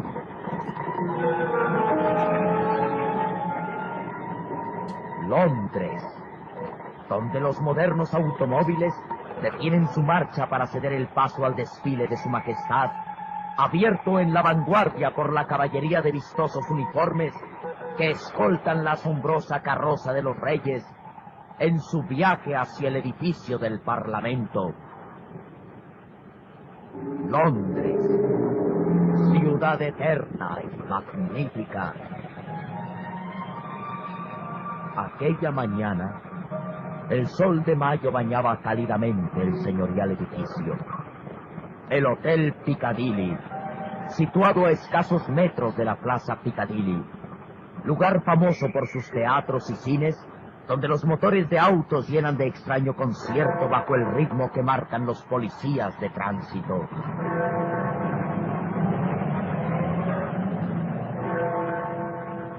Dos singulares turistas abandonan el amplio hall del Hotel Piccadilly, avanzando hacia la acera. A su paso, un mozo uniformado se inclina en saludo atento mientras abre las puertas para dar paso a los distinguidos huéspedes. Uno era un muchacho de rostro vivaz y alegre, vistiendo su bien cortado traje de alpaca gris. El otro, un extraño y singular caballero, vestido a la usanza hindú, alto y de complexión atlética. Bajo su entallada casaca y pantalón de seda blanco, se adivinaba un cuerpo vigoroso y recio. Al accionar los brazos, los poderosos bíceps amenazaban con romper la fina seda y su amplio tórax se expandía al ritmo de su respiración. De la casaca surgía vigoroso un cuello musculado que sostenía su cabeza como estampa de un gladiador romano. Su rostro cobrizo, de finas facciones, cobraba más lucidez con los ojos de un azul intenso que semejaban dos límpidas aguas marinas. Aquel rostro de asombrosa belleza varonil era coronado con un blanco turbante de seda, donde al frente brillaba una gran esmeralda que lanzaba destellos al reflejo del sol. Aquel singular caballero completaba su indumentaria hindú con un cinturón de villa de oro, donde colgaba una daga curva con empuñadura de pedrería. Aquellos dos singulares turistas eran Calimán y su pequeño amigo Solín. Bueno, después de esa descripción, pues no nos queda duda de que es el gran Calimán, ¿no? Y bueno, ahorita quisiera que platicáramos un poco de esto que escuchamos, o sea, qué recursos hay, ¿no? En la simple introducción del narrador de la serie Calimán, me pareció destacado, sobre todo el inicio de esta serie, ¿no? De esta aventura que se llamó Calimán en el Valle de los Vampiros, con la voz de Isidro Lace, que es el narrador. Ya no escuchamos a Calimán, pero es impresionante lo que logra hacer simplemente con la narración y con ciertas pinceladas, digamos, de sonido que se pueden escuchar con la musicalización, efectos, ambientación, muy sencillos que se lograban hacer en la radio de esos años. Bueno, hasta acá llegaría la presentación, porque ya nos comimos un montón de tiempo, ¿verdad? Pero ya me quedaría más bien como sus comentarios o sus observaciones sobre esto.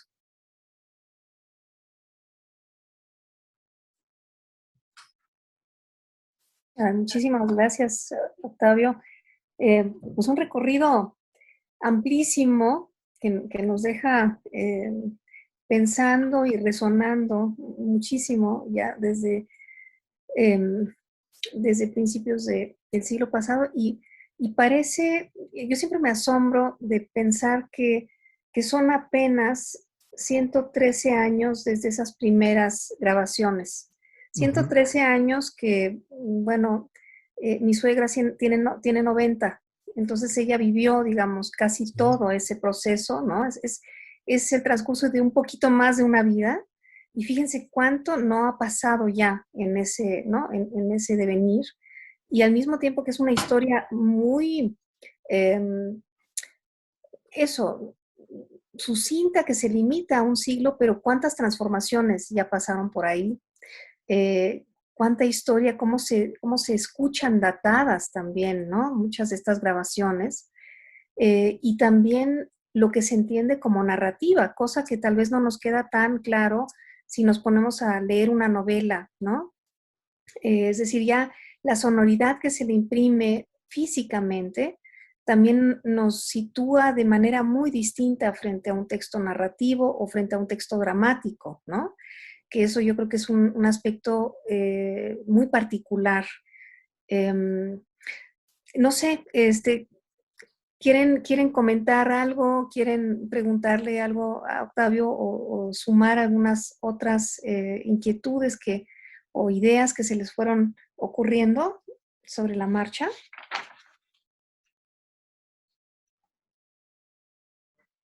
Con tantos ejemplos.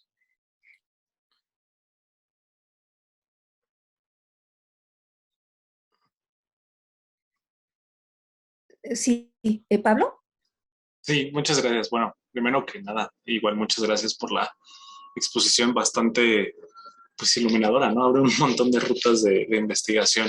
Precisamente por ahí iba mi pregunta. Me llamó mucho la atención ver lo reciente que es esta transmisión de Beckett, ¿no? Que se mencionaba aquí. Y hablo de Beckett porque es lo que tengo un poco más a la mano. Y pues me llama la atención que también supone, ¿no?, como cierta recepción que muchas veces no tomamos en cuenta de Beckett en México, ¿no? En la parte radiofónica. Y esa es una pregunta que yo tenía desde hace mucho tiempo.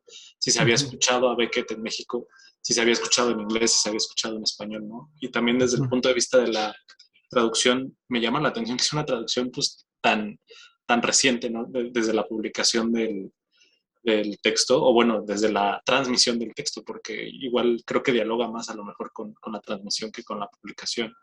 Y pues la pregunta justo iría por ahí, ¿no? ¿Cómo se pueden entender estas llegadas de exponentes que de otra forma no se conocían, ¿no? Sí, eso es muy, muy interesante. Una de las rutas, digamos, que siguieron todo este tipo de repertorio de influencias literarias, pues fueron, por un lado, sí, los movimientos de vanguardia, los movimientos artísticos, literarios, artísticos en México y su cercanía con los medios. Eso creo que a lo mejor, no sé si ahora se empieza a explorar un poco más, ciertamente, pero hubo esta cercanía y esta exploración de los medios. En el caso de Juan José Urrola, bueno, pues fue un tipo que desde sus primeras puestas en escena trajo obras que estaban como revolucionando, que él percibió que estaban revolucionando un poco la escena, digamos, ¿no? Estaba muy ávido de las novedades, de propuestas diferentes que rompieran con la tradición más acartonada del teatro mexicano, y entonces sale en búsqueda de estas obras, de estos autores, y los trae a la escena mexicana, pero no solamente a la escena, sino también al medio radiofónico. Entonces, hay que recordar también que, bueno, Gurrola formó parte también de poesía en voz alta, ¿no? Por un lado, pero también formó parte de los, digamos, de las primeras puestas de un grupo, digamos, de gente de teatro, junto con cuando llega Jodorowsky a México, es decir, con la influencia de Pánico, y que él mismo hizo otras rutas, digamos, otras asociaciones con otros mundos, ¿no? Tenía mucha curiosidad por lo que está sucediendo en Estados Unidos, digamos, ¿no? En toda la escena teatral, poética, artística en general, ¿no? En Estados Unidos, en Europa. Entonces, bueno, ahí se hicieron como, así como Armando de María y Campos, hizo redes, ¿no? Se asoció, conoció, exploró otros ámbitos, otras geografías, ¿no? Otras formas de organizar la creación del radioteatro. Pues así distintas generaciones fueron explorando y haciendo estas redes y encontraron, como les decía, en la radio pública, en este caso la radio universitaria, pero también Radio Educación fue otra plataforma de la experimentación y de la adaptación de mucha variedad de autores y de temáticas de géneros. En la radio pública, en la radio universitaria, se abrieron estos espacios, ¿no?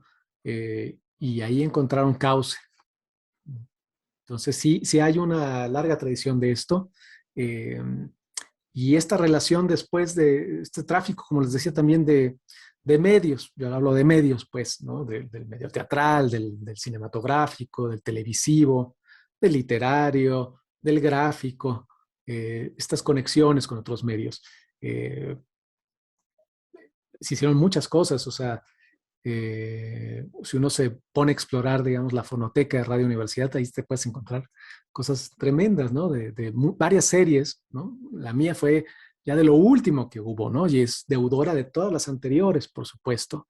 Hubo series en distintos momentos de la historia de la Radio Universidad, de la radio universitaria. Bueno, teniendo en cuenta que Radio Universidad fue la primera radio universitaria en el país y que es la más antigua también, ¿no? La de más tradición y de más exploración de mucha diversidad, digamos, de creaciones de radiodramas y de radioteatros también. Y recientemente también hay, bueno, todavía se siguen haciendo puestas ahí en la sala Julián Carrillo.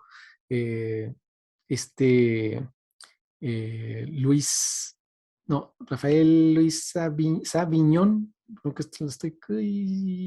ahorita se me olvidó justamente el nombre de este director que con frecuencia monta obras también en la sala Julián Carrillo de radioteatros todavía, ¿no? Se montan, tienen cierta escenificación en la sala Julián Carrillo, pero son transmitidos. Esa es su característica. Entonces, bueno, pues sí, hay un buen ejemplo de esto, ¿no? Una buena cantidad de materiales para consultar y explorar. Yo quiero preguntar también, justo regresando a Armando María Campos y los años en los que estuvo tan activo con su Teatro del Aire. Estamos hablando, tú decías que salió también al extranjero y fue a Europa, pues eran justo los años de la guerra, ¿no? Mundial también. ¿Cómo se ve afectada la escena a nivel internacional y qué significa eso, digamos, para alguien que viene de México? ¿Hubo ahí algún quiebre, hubo una transformación, algo que llamara la atención, digamos, o fue al contrario, fue como un boom quizá, ¿no? Como una cosa de escape que también me puedo imaginar, porque finalmente la radio también era eso, ¿no? Reclusión en interiores, reunión y pues llevarte a otro lugar quizá menos duro y difícil como pues el estar en un contexto de guerra. No sé, ¿cómo nos puedes ayudar a reconstruir eso? Bueno, de lo que he investigado, lo que sí alcanzo a observar es que por ejemplo, en la radiofonía norteamericana, en la mexicana y en la latinoamericana,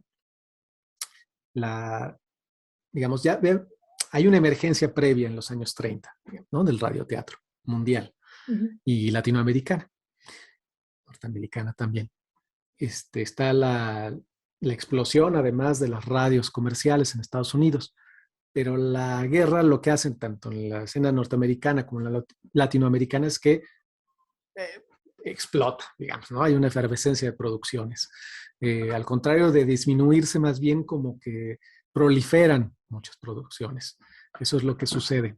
Se empieza la época de oro, digamos, de la radiofonía, tanto en una como en otra dimensión. En el caso de Europa, no. Ahí sí hay una ruptura, hay una pausa, ¿no? De los años de guerra.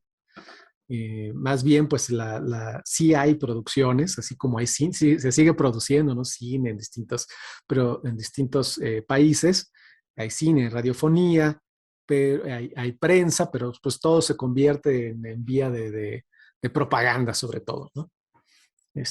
O la mayoría de esto se vuelve propagandístico, pues son los países que están involucrados en el conflicto. Y lo que pasa también es que hay en la expulsión, digamos, de muchos creadores por la guerra, pues también hay una influencia de guionistas, de creadores que llegan a distintos lugares, ¿no? Se sabe muy bien, pues, de la influencia que tuvieron distintos cineastas, gente de cine, digamos, ¿no? Elencos, actores, técnicos de cine en México y en Estados Unidos, guionistas, ¿no? Que llegaron, pues, expulsados por el conflicto a América. Y no solo llegaron a Estados Unidos, llegaron también a México, muchísimos. Entonces, bueno, pues eso influyó directamente en la producción. Sí, eso es lo que alcanzo a observar. Las temáticas seguramente también empezaron a ser diferentes, ¿no? Ahí empieza también una explosión de temática, por ejemplo, del policíaco en Estados Unidos, ¿no? Así como en su literatura, que en ese periodo de guerra también explota, digamos, la literatura negra, pues también el radiodrama, la radionovela policíaca, de aventuras, fantástica, ¿no? También tiene un espacio en la radiofonía norteamericana. Y acá, pues, estas versiones como vernáculas también, ¿no? Sí. Justo eso me lleva también a pensar en otras figuras que también llegaron a influir en la radio mexicana, en la radio universitaria, la figura de Max Aub, por ejemplo. Sí, por ejemplo. Que es un contraste, digamos, nos has llevado más hacia el radiodrama y sus derivados, ¿no? ¿Y qué hay, por ejemplo, de esas otras poéticas?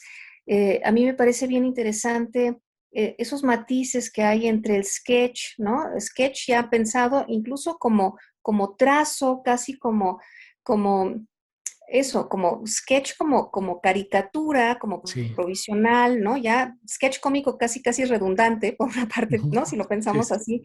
Pero también esta cuestión de la brevedad, quizá, ¿no?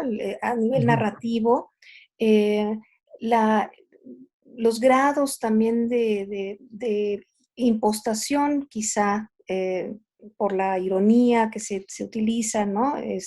Versus el drama, ¿no? En los otros géneros, o sea, ya están un poquito marcados. Pero ¿qué hay? Hablabas de la locución. ¿Qué hay de este límite entre la dramatización de la voz, la lectura de la voz? Y pienso justo en eso que hizo Max Aub, que fue hacer leer a los escritores, ¿no? Que esa es, digamos, otra vertiente, que tanto eso realmente se convirtió nada más en las colecciones y no formó parte tanto de una cultura de la lectura simplemente, ¿no? Ya no dramatización, ya no sketch, ya no encarnación de algo. ¿Cuál es ese contraste y cómo sientes que se ha percibido y se ha desarrollado también la escucha a partir de, digamos, pues, esos matices tan singulares y tan importantes, ¿no? Sí. Bueno, precisamente para esta discusión siempre me ha llamado la atención que hubiera como una percepción, una tradición en la en la idea de que los medios, digamos, las expresiones de cultura popular eran de calidad, de mala calidad, ¿no? De que hacía la gente, o sea, este tipo de emisiones, de las radionovelas, pues enajenaban a la población, los hacían ignorantes. Cuando uno escucha esta introducción de Calimán, pues escuchamos un nivel de lenguaje, yo creo que refinado, no es un nivel de lenguaje para nada pobre, ¿no? Precario. Yo creo que es una construcción muy refinada, incluso rebuscada, digamos, ¿no? Tiene distintas figuras muy interesantes, la anáfora por ahí, las metáforas, un nivel descriptivo muy fuerte, que lo acerca además justamente también a lo que se estaba escribiendo, a la forma de escritura de la historieta. Las historietas, ahora estamos acostumbrados tal vez, ¿no? a la novela gráfica, a la lectura de más imágenes, sobre todo pocos textos, ¿no? Pero antes las historietas, los cómics, tenían mucho texto y el nivel literario de esos textos, de esa aportación de textos, yo creo que era compleja, no era sencilla. Nosotros escuchamos ahí también una serie de palabras, ¿no? Que no son de uso coloquial, ¿no? Son de un uso, digamos, pues con más cultura, digamos, más de nivel cultural. Entonces, yo creo que ahí había no solamente una especie de transmisión o de ciertas ideas, de palabras, sino también una especie de divulgación de lo literario. Había, pues digamos, los guionistas de estas series eran, pues sí, profesionales, digamos, ¿no? De la escritura, de la dramaturgia radiofónica, pero se lo tomaban muy en serio y hacían piezas, yo creo que con un nivel expresivo muy alto.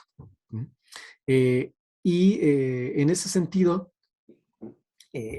si bien, digamos, se entendió durante mucho tiempo en México, pues como una especie de dimensión muy, digamos, sí, elitista, digamos, de lo literario, ¿no? O sea, por otro lado, había estas expresiones populares, ¿no?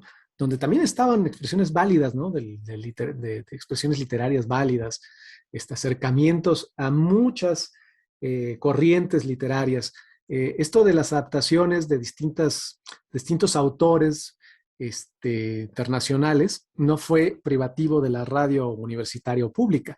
En la XCW hubo durante mucho tiempo también series que adaptaban obras, pues que estaban sucediendo, o sea, obras de narrativa internacional contemporánea, ¿no? Para no ir más lejos, en esta que puse como ejemplo de Apague la luz y escuche, con la voz de Arturo de Córdoba, pues hacían adaptaciones de narrativa que estaba, digamos, recién hecha, ¿no? Recién producida en Estados Unidos, en Inglaterra, en distintos lugares. Y así se hizo, ¿no? Durante mucho tiempo, también en la radio comercial, ¿no? Entonces, bueno, sí había un acercamiento a una tradición literaria ahí. Y yo creo que a partir del oído uno se podía acercar después a la experiencia literaria propiamente. Y que me parece que es un fenómeno muy similar a lo que ocurrió con la historieta mexicana.